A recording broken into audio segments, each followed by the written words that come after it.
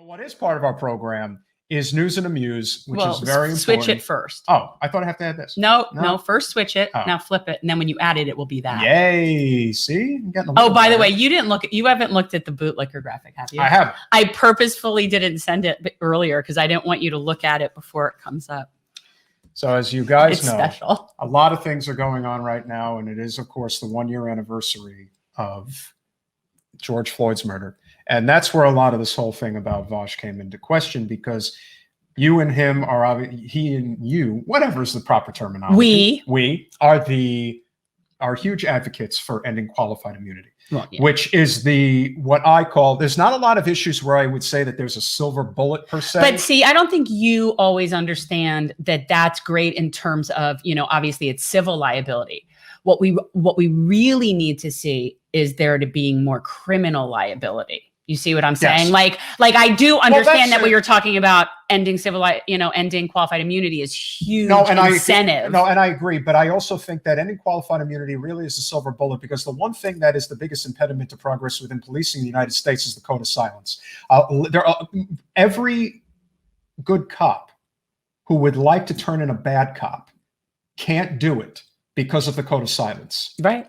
And so if you eliminate if you end qualified immunity, you are now putting all of the financial pressure on the police departments, and that is something that will not stand. Yeah. There is no cop that is going to allow his pension to be reduced because of a crooked, dirty cop. It's not going to happen. One would hope that, yes, we live in a world where you can't appeal to people based on moral grounds, but when it hits their wallet, then they'll care. Yes, that's where we are.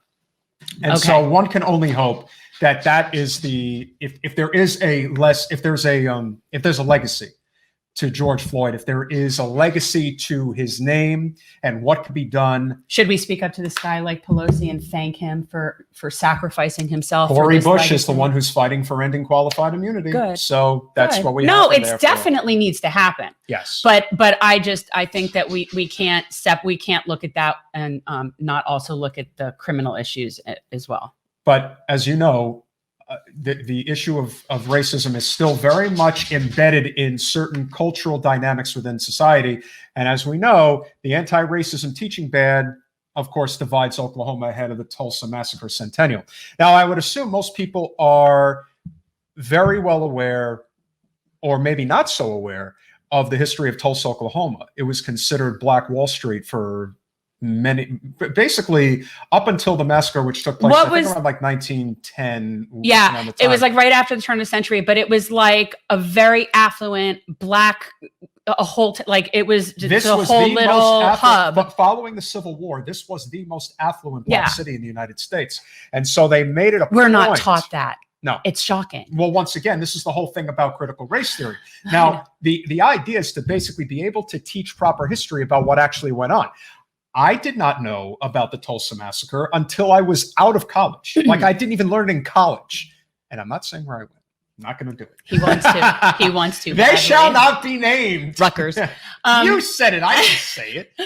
But I think that we should talk about, though, what the anti-racism teaching band that they're talking about there. And I also want to point out big kudos, shout out to Oklahoma City School Board for taking a stand on this, because the Oklahoma City School Board they're not sure how they're going to go about handling it, but they're not just abiding this. So even though this passed at the state level, it's sort of like here when we talk about Florida, it's very county. I don't know how Oklahoma normally is, but I know that their city school board is not having this, that they're going to allow their teachers to teach what their teachers think is right to teach. And that, of course, is only going to make it worse. But this is where again, institutional racism exists because we're not taught at a young age, a proper age, how these things actually became the way that they became, aside from all of the institutional issues that exist.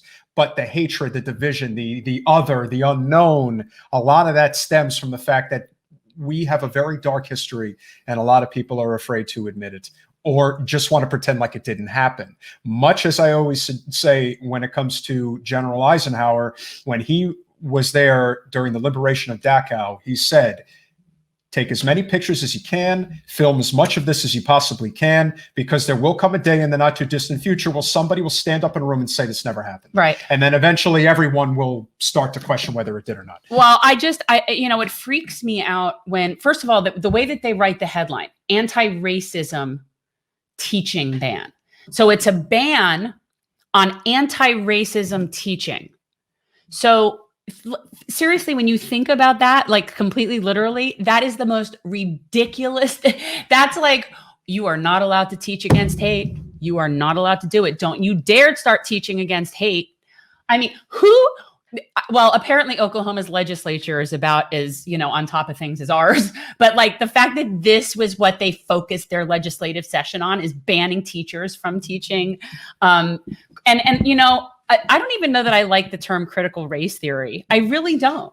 Can we just call it accurate history and move on and just accept that? I mean, like, why is that a critical theory? It's not a theory. But again, this gets back to the idea that you can, if we're dividing and conquering, it makes it a lot easier to do it when you're basically, whatever the dividing lines may be. It could be racial, social, economic. Well, actually, it's racial and social. That's what it always is. When it's economic, that's when it becomes a really big problem for the people in charge. So there's always this desire,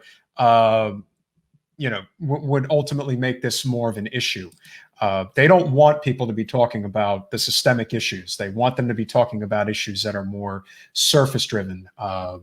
They don't want to talk about critical race theory, but most people don't understand what it is. And most people assume that it's this anti-white, teaching. Again, anything. That's why I don't like the phrase. Why are we labeling it critical race theory? Why are we not first of all, we should always be being critical. Right. Like, I think okay, so critical, and it's not theory about race. What theory? I don't understand. Why can't we just call it accurate history? I mean, it's just strange to me that has to have a name called critical race theory.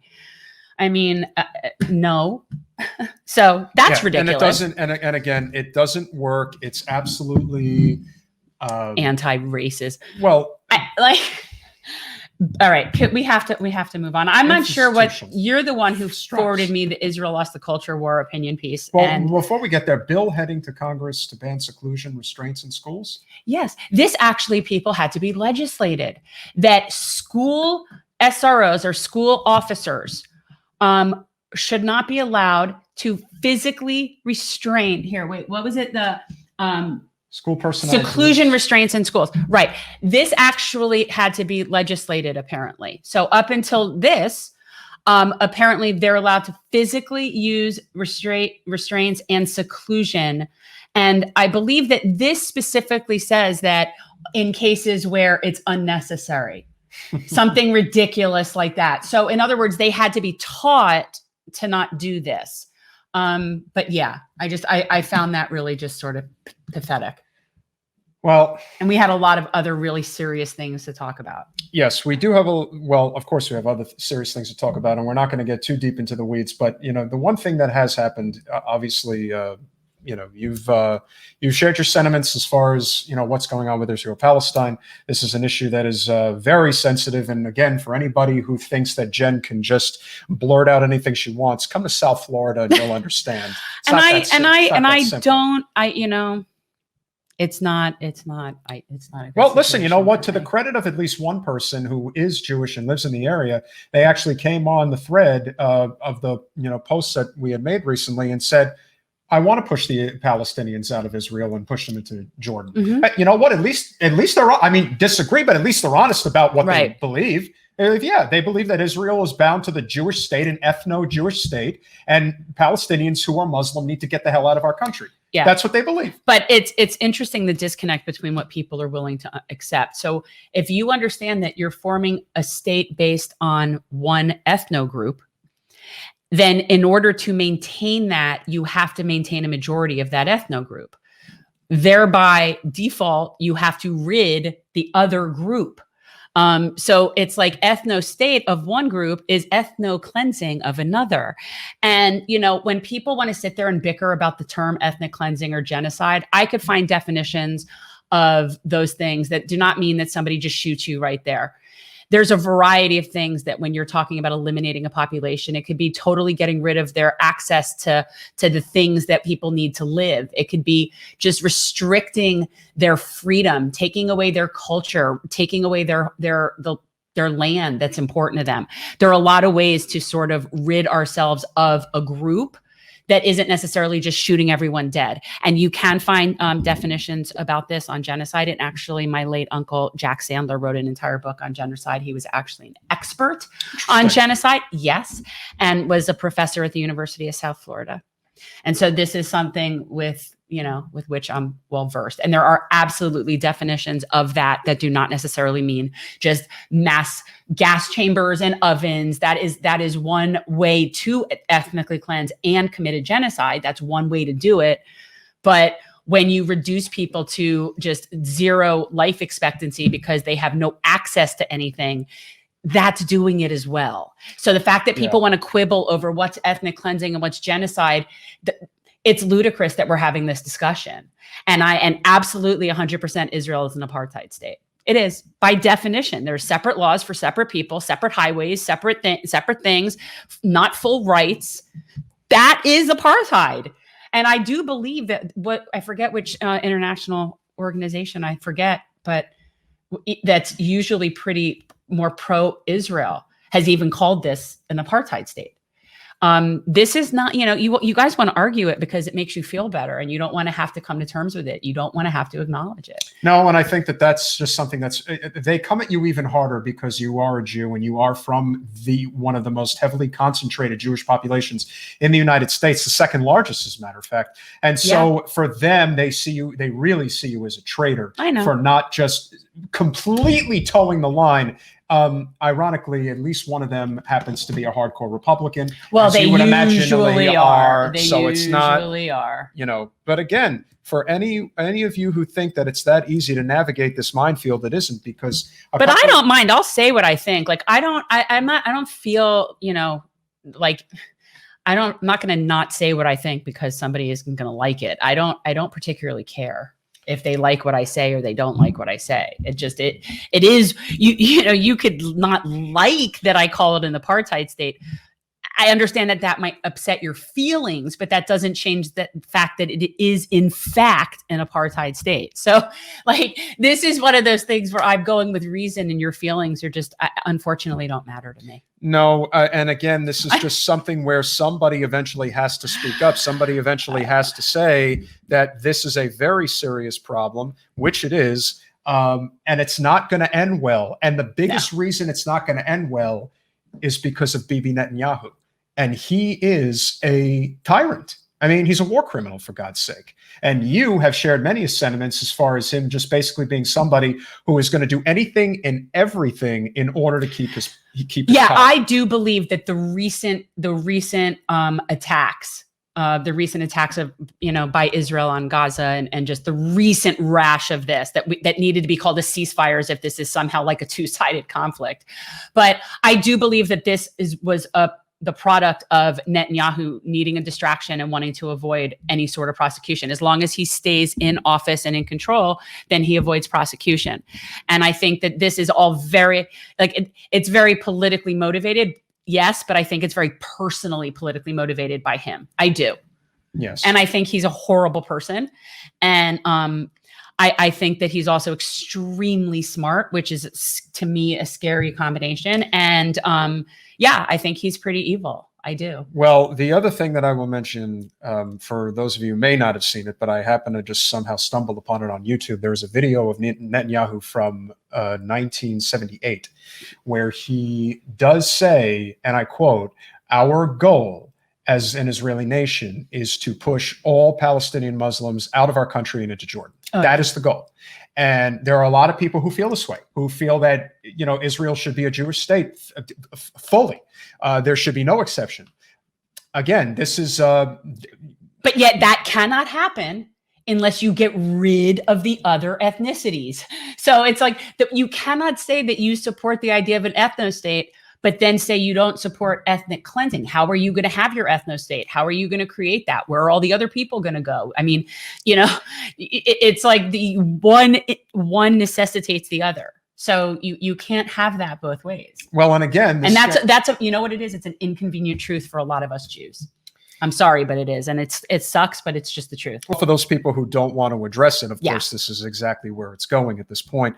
And it is going to have to be addressed because people are not they're not going to be quiet about it this time. This is something that is very serious. And I think what has happened this time, and the reason I think it's different, is because Netanyahu has been so blatantly deliberate with his endless bombing of the Gaza Strip that people are just looking at it and saying, this is like genocide. I mean, it's like pigs get fat, hogs get slaughtered. He went too far. He did. But you know what? That's usually what happens. They usually bite off more than they can chew. That's what ends up happening.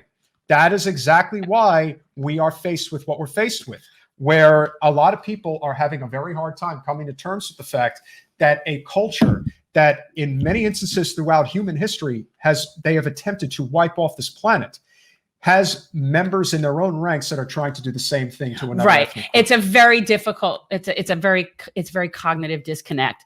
But yet it is true. Yes. And it's the Israel thing is really harsh because there's really, the worst part is that when people say, okay, so what's the solution? I have not yet heard anybody say what is the solution. That is a great point. Because whether we like, what do we do at this point? Like, I am being very 100% legitimate. I would love somebody to come on that really has some sort of plan. And I mean the logistics of what do you do with Gaza? What do you do? And I am so tired of people saying that this is a Hamas problem. It's only a Hamas problem because we've said it's a Hamas problem and we've allowed it to be a Hamas problem because that way it's not our problem. If we wanted to handle that in a better way, we would handle that in a better way. So I do have a question, and I assume that Steve Dunzinger will be here shortly.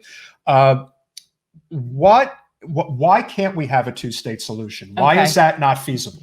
Well, I just think that that's some sort of like pie in the sky thing that they put out there to somehow maintain the cognitive disconnect. The cognitive disconnect being that you can have a Jewish state without having the opposite of that. So like you can have an ethno state without having ethnic cleansing, and that sort of justifies it. But here's the problem with the idea of a two-state solution. Okay, seriously. Who gets what? Who goes where? How are you going to possibly do that? And then it's like, then you're talking about the real issue is Jerusalem, which, is holy to Palestinians and to Jewish people. Right. And so it's not. And of course, if that were to happen, don't think that that's, if there was even a possibility of a two-state solution, that the Israelis would dig their heels into the ground and say Jerusalem's ours under no circumstances. Well, the Israelis have been the impediment to the two-state solution more than not. And this has been the case since, from my knowledge of like history in my lifetime, Rabin was the only prime minister, Yitzhak Rabin, that was really wanting to address the situation. And this was before, of course, you have the right wing coming in and just totally fanning the flames and increasing settlements. And when Rabin was there, there was a point before they went all over and against all international law where there could have been some sort of something. And then they killed him. And I don't think that's a coincidence. But yeah, I think that for the most part, Israel has no desire to share. They really don't. And certainly not the right-wing party that's in power right now. So then I guess the question becomes, would anything change? Is anything possible to change if Netanyahu were to be taken out of power? Well, you could look. I do know for like in Israel, the people that live there, it's like the people who live here. We had Trump as president, but I certainly wasn't a fan. I didn't support him. I'm just a person that was stuck living in this country with him. And we have to understand that Israel works like that too. So there's a whole bunch of people in Israel that are not supportive of the right-wing government, that are on the left over there and do support Palestinian rights and do not like these things. There is a resistance. We never see that. We do not get that news because they don't want us to know that. No, of course, but they don't want to know that there's any kind of a resistance. So let me be clear when I talk about like Israel, I'm talking about the current government. I'm talking about Netanyahu, right-wing imperialism. I don't like it when we do it. I don't like it when our little ancillary arm in the Middle East does it either. I don't like it. So, well, how does if you are free to comment on it, but how does your family feel about it? Well, you're talking about like beyond my parents, right? Yeah. I'm talking like the ones who are they in Jerusalem? Is that where they are? I do have family in Jerusalem. I would never, the truth is that they wouldn't know that I would ever say this. I mean, like, this isn't something that would come up, but they've thought me totally, they've wrote me off a long time ago because I'm not Jewish enough anyway for them. See, that's the thing that you've told me before, which again, I can't really speak to, but perhaps you can speak better to it, is much like any other culture, and this is very much more common. This is not as common in Western culture. This is much more common in Eastern culture, where people believe in like a caste system. They believe in this hierarchy. You're not, I know that this is true in Indian culture. I know it's true in different Asian cultures, and I would assume, obviously, in Israeli or Jewish culture, that this is another thing. In Judaism, it's not like caste. It's just different sects, and a lot of people that tend to be very, very Orthodox don't think that the people that are not as Orthodox are really Jewish. They're just judgy as to, you're not religious enough, you don't really count, you're not, and they don't like that. It sounds like political labels. It sounds like that. That's basically what it is. Yeah. So here we are, basically trying to figure out ways to not get along.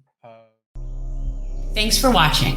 If you want to support our mission to transform politics into service, please like this video, subscribe, follow us on social media, and consider joining our Patreon, where you'll get early access to our interviews as well as other exclusive content.